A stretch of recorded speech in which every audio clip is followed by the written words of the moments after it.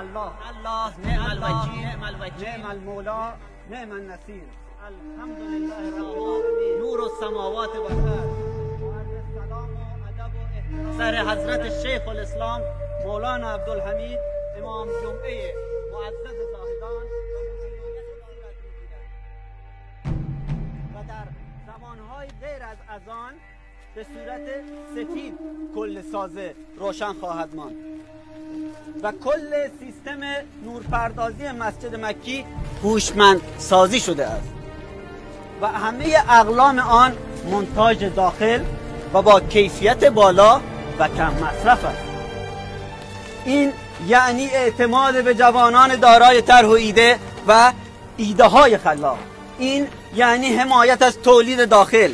این یعنی همسویی با علم دانش بنیان و بهره‌گیری از تکنولوژی در راستای منافع اسلام و مسلمین. از حضرت شیخ الاسلام بابت اعتماد به جوانان کمال تشکر و قدردانی را دارا هستیم. عزیزان من، خواستن توانستن است. خواستیم توانستیم. جناب مولانا، شما اعلام بفرمایید برای روشنایی مسجد.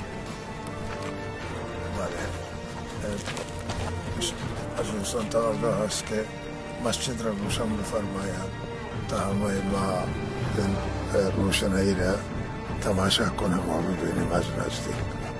موفق باشید انشاءالله. بسم الله الرحمن الرحیم. پروژه بزرگ نورپردازی مسجد مکی را افتتاح می‌نماییم. 3، 2، 1.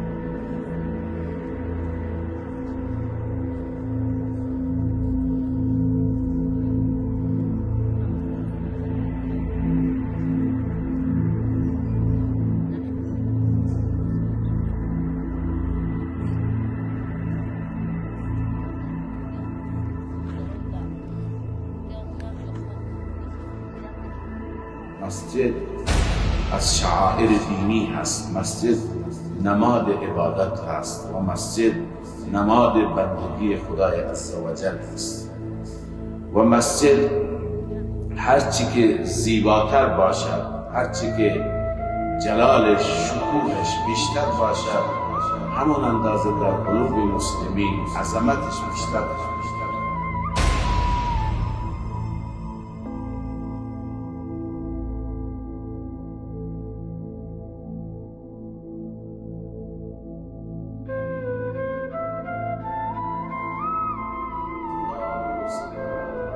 در قرآن کریم خداوند نور را خیلی تعریف می‌کند. از صفات پروردگار نور هست. الله نور السماوات والارض. صفت قرآن کریم نور هست. قد جاءكم من الله نور و کتاب مبین.